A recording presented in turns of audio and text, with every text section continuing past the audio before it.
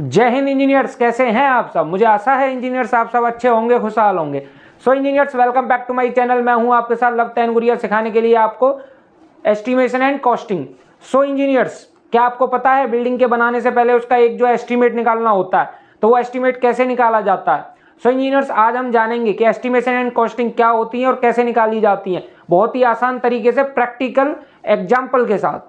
सो engineers, अगर हम example की बात करें तो सबसे पहले जानो कि एस्टिमेशन होता क्या है। अगर हम बात करें एस्टिमेशन की, तो एस्टिमेशन हर इंसान, मैं ये कहता हूँ आपके घर में भी एस्टिमेट जो है डेली होता है। यानी कि आपकी माताजी जब खाना बनाती है तो वो एस्टिमेट करती हैं, यानी कि आपके घर में कितने जन हैं, कितने इंसान हैं, उसके हिसाब से वो एस्टिमेट निकालती है। कितना बंदा जो है, एक बंदा कितना खाना खाएगा, मुझे कितना आटा लगाना है, उसी के हिसाब से एस्टिमेट निकाल करके ही आटा लगाती हैं। क्या ऐसा होता है कि मतलब अंदाजे से कुछ भी कर देती हैं? नहीं होता, क्योंकि फिर वो वेस्टेज हो जाता है। जो वेस्टेज होती है उसको हम कंट्रोल करते हैं with the help of estimation, costing.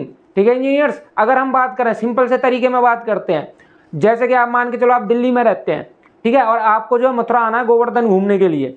So engineers, सबसे पहले आप समझिए, अगर आप घर से निकलते हो, अब मैं आपको एक एग्जाम्पल के साथ समझाता हूँ। इंजीनियर्स, आप जा रहे हो गोवर्धन, अब यहाँ से आइए आप, ठीक है। अब ये समझिए कि आप जब गोवर्धन जाओगे तो आपको सबसे पहले क्या करना होगा। जब आप घर से निकल रहे हो तो क्या करोगे आप लोगे टैक्सी, जो कि आपसे मान के चलिए 100 रुपये चार्ज करती है। कितने करती है? 100 रुपये। आपने पकड़ी टैक्सी।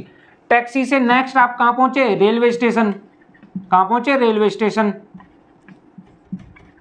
ठीक है इंजीनियर्स, अब रेलवे स्टेशन पर हमारा सेकंड जो पार्ट आया आपका, वो क्या आया आपका, वहां से आपने पकड़ी ट्रेन। क्या पकड़ी? ट्रेन। ट्रेन ने कितने रुपए चार्ज किए? मान के चलिए 200 रुपये चार्ज किए। ठीक है इंजीनियर्स, अब ट्रेन से आप उतर गए। ट्रेन से उतरे तो डायरेक्ट ट्रेन आपको गोवर्धन नहीं उतारेगी, वो कहाँ उतारेगी आपको? Railway station. वहां से क्या करोगे आप? वापस आप जो यहाँ से उतरे आप रेलवे स्टेशन। कहाँ उतरे? Railway station. मथुरा के रेलवे स्टेशन पर उतर गए आप।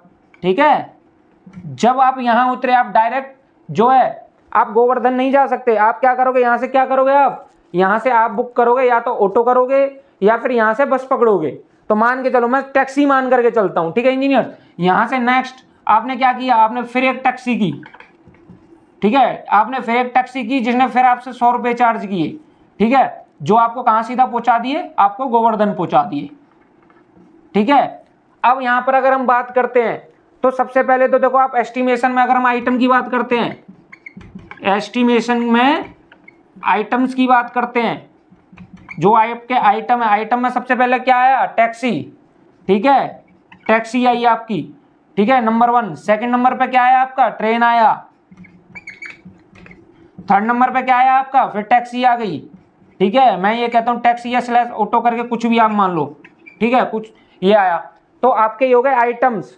क्या हो गए आपके? ये आइटम्स। अगर हम इसकी कॉस्टिंग की बात करते हैं तो कॉस्टिंग क्या आपको यहाँ बता दिया मैंने। टैक्सी ने कितने रुपए लिए आपसे? 100 रुपये। ट्रेन ने कितने लिए? 200 रुपये। फिर टैक्सी या ऑटो जो भी किया आपने कितने लिए? 100 रुपये। तो टोटल खर्चा कितना आया आपका? 400 रुपये। कितना आया? 400 रुपये। अब आपको पता है, आप पहले जा रखे हो, आपको पता है कि क्या क्या मेरे को पकड़ना है। टैक्सी पकड़नी है, उसके बाद ट्रेन पकड़नी है, फिर टैक्सी पकड़नी है। जब मैं पहुंचूंगा तो आपको पता चल गया 400 रुपये मेरे लगने हैं। अगर हम जो है, ये हो गया, आपने क्या किया? बदल बदल करके आप आए। अगर आप कहते हो जी मुझे पर्सनल टैक्सी चाहिए, अगर हम किलोमीटर के ऊपर जाते हैं तो दूसरा तरीका क्या होता है? 200 किलोमीटर है, ठीक है, और आप जो अपनी फैमिली को लेकर के आ रहे हो तो क्या करोगे? आप बोलोगे मैं जो एक पर्सनल टैक्सी कर लेता हूँ जो किलोमीटर चार्ज करती है, और आपको पता है वो किलोमीटर क्या 15 रुपये किलोमीटर लेती है। तो क्या होगा? एस्टिमेशन आपको पता ही है, दूरी क्या है, आपने दूरी मेजर कर ली, डिस्टेंस मेजर कर लिया जो कि 200 किलोमीटर है। आपने दूसरा तरीका क्या लगाया? आपने लगाया कि 200 किलोमीटर है, आपको पता चल गया आपकी क्वांटिटी कितनी है? 200 किलोमीटर, और रेट क्या है? 15 रुपये पर किलोमीटर। ठीक है, 15 रुपये पर किलोमीटर। तो कितना खर्चा आ गया आपका? 200 इंटू 15। सो इंजीनियर्स, कितना खर्चा आया ये आपका?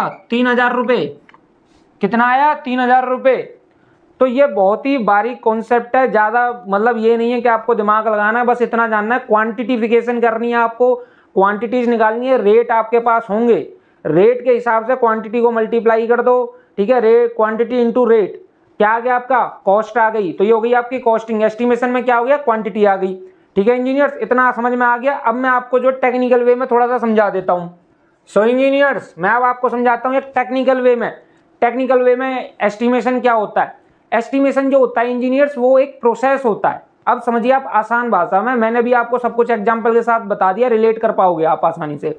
अब मैं आपको बता रहा हूँ एक टेक्निकल वे में एस्टिमेशन क्या होता है। एस्टिमेशन होता है आपका एक प्रोसेस। ये जो है क्या है? एक प्रोसेस, ठीक है इंजीनियर्स, जिसमें हम क्या करते हैं? इसमें करते हैं हम क्वांटिटिफिकेशन, क्वांटिटिफिकेशन, ठीक है। इसमें हम क्वांटिटिफिकेशन करते हैं, जो कि हमारी बिल्डिंग्स में जो हमारे आइटम्स लगने वाले हैं उनकी हम क्वांटिटिफिकेशन करेंगे। यानी कि उसमें जो हमारी ईंट कितनी लगेगी, ठीक है, ईंट को अगर हम टेक्निकल भाषा में बोले या इंग्लिश में बोले तो ब्रिक्स कितनी लगेंगी, सीमेंट कितना लगेगा आपका, स्टील कितना लगेगा, इन सब की क्या होगी? इन सब की हमें जो है क्वांटिटी निकालनी होगी, ठीक है। क्या निकालना होगा? क्वांटिटी। तो इसमें क्या है, जैसे हम बोलते हैं ब्रिक कितनी लगेगी, सीमेंट कितना लगेगा, ठीक है, स्टील कितनी लगेगी, ऐसे ही बहुत सारे आइटम होते हैं, उन सब की क्या करेंगे? हम क्वांटिटिफिकेशन करेंगे। अच्छे से क्वांटिटिफिकेशन करने के बाद हमारे पास क्वांटिटी आ जाएंगी। जब क्वांटिटी आ जाएंगी हमारे पास, तो वो हमारी क्या होगी? एस्टिमेशन का पहला पार्ट हमारा कंप्लीट हो जाएगा, ठीक है। तो आसान है, कुछ नहीं है, एक प्रोसेस है जिसमें हम जो है बिल्डिंग्स के अंदर जो हमारे आइटम्स यूज होने वाले हैं उनकी हम क्वांटिटी निकालते हैं। और ये सब कब करते हैं हम? ये सब हम करते हैं जब हमारा जो प्रोजेक्ट होता है, प्रोजेक्ट के स्टार्ट होने से पहले, ठीक है, प्रोजेक्ट के स्टार्ट होने से पहले जो है हम सारी क्वांटिटिफिकेशन कर लेते हैं, क्योंकि हम एस्टिमेट निकाल रहे हैं प्रोजेक्ट के स्टार्ट होने से पहले का, ठीक है इंजीनियर्स। अब आते हैं हम सेकंड पार्ट में, जो कि हमारी कॉस्टिंग है। कॉस्टिंग क्या होती है?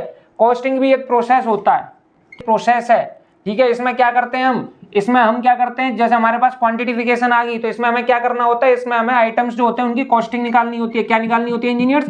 कॉस्टिंग निकालनी होती है। किसकी? आइटम्स की। आइटम्स कौन कौन से हो सकते हैं आपके? जैसे कि आपका आ गया लेबर कॉस्टिंग, ठीक है, लेबर कॉस्टिंग निकालते हैं। दूसरा क्या होता है आपका? मटेरियल कॉस्टिंग, ठीक है इंजीनियर्स, मटेरियल कॉस्टिंग।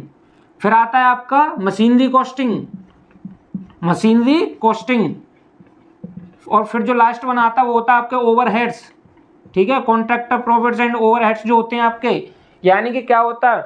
ये एक प्रोसेस है जिसके अंदर जो है हमें कॉस्टिंग निकालनी होती है, जो आपके प्रोजेक्ट के, यानी जो साइट पर आपके जो आइटम्स एग्जीक्यूट होने वाले हैं उनकी जो क्वांटिटी है, उनसे उनकी जो हम कॉस्टिंग निकालते हैं।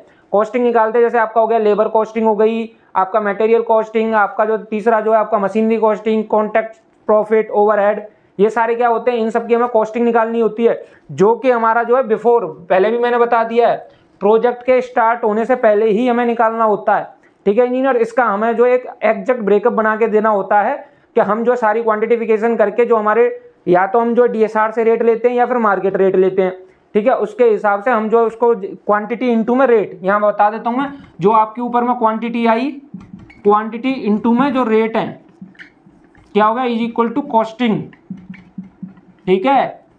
ये किस लिए करते हैं हम? ये करते हैं कि जो हमारे जो पैसे हैं वो वेस्ट ना हो, ठीक है, मनी वेस्टेज ना हो, उसको कंट्रोल करने के लिए तो हम पहले ही हम जो उसका एस्टिमेट एंड कॉस्टिंग, जो एस्टिमेशन एंड कॉस्टिंग कर लेते हैं, ठीक है इंजीनियर्स। बहुत ही आसान है, कुछ नहीं है। इसमें क्या होता है? एस्टिमेशन में क्वांटिटिफिकेशन करते हैं हम, जैसे ब्रिक, सीमेंट, स्टील, पर्टिकुलर एक आइटम की।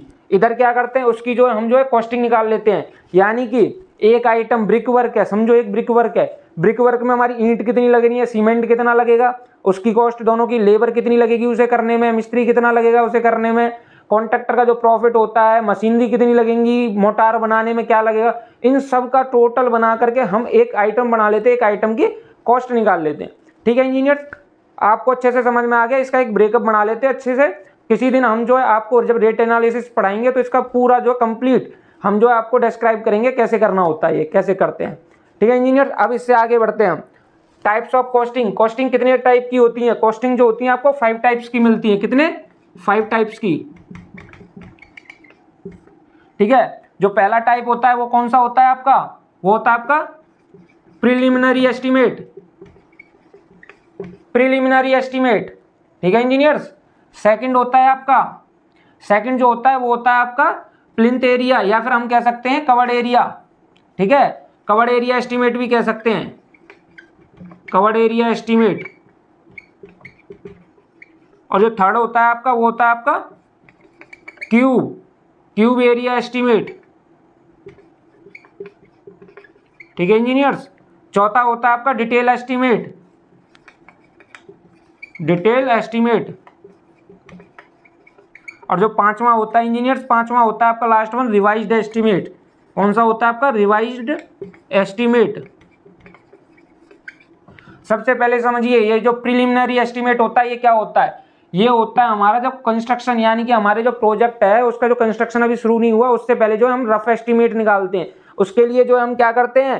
प्रिलिमिनरी एस्टीमेट करते हैं, यानी कि ये करते हैं हम जो रफ एस्टीमेट। ठीक है, रफ एस्टीमेट। ठीक है, सेकंड आता है कवर्ड एरिया एस्टीमेट, जो कि मैंने थोड़ी देर पहले भी बोला था, इसको हम जो प्लिंथ एरिया एस्टीमेट भी कहते हैं, यानी कि जो होता है ये हमारा प्लिंथ एरिया, जो प्लिंथ एरिया एस्टीमेट भी कहते हैं, जो कि मैं पहले भी बता रहा था आपको, प्लिंथ एरिया एस्टीमेट।